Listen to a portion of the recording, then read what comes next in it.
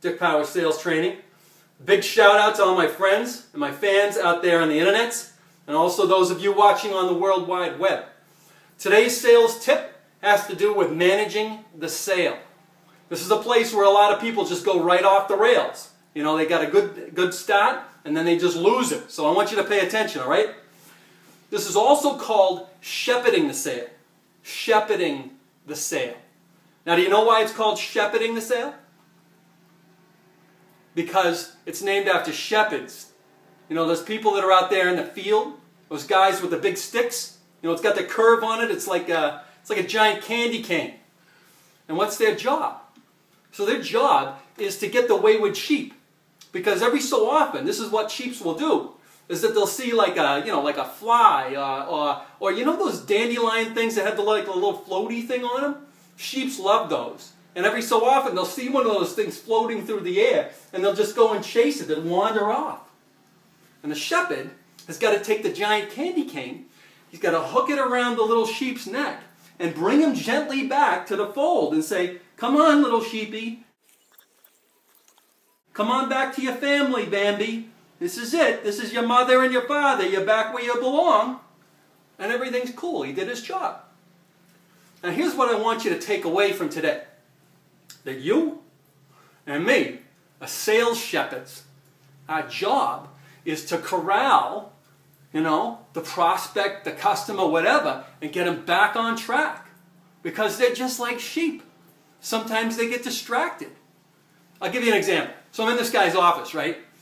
It's a big city and it's a really nice office. I'm dressed good, everything's going well.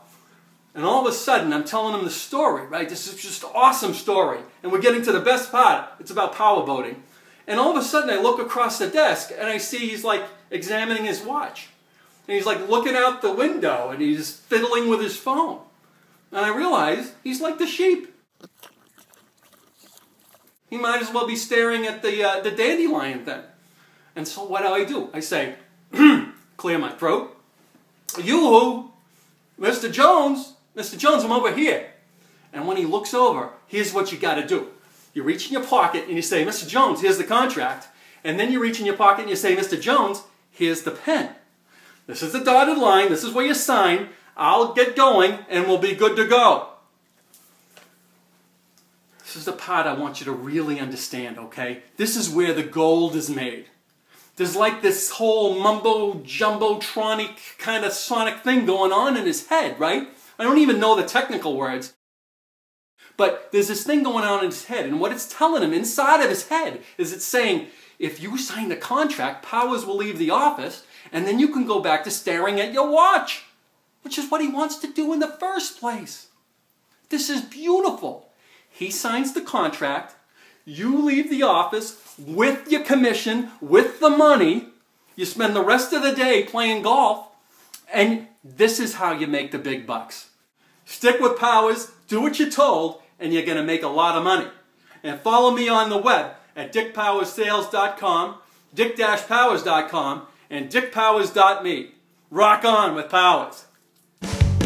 You don't know sales until you know Dick.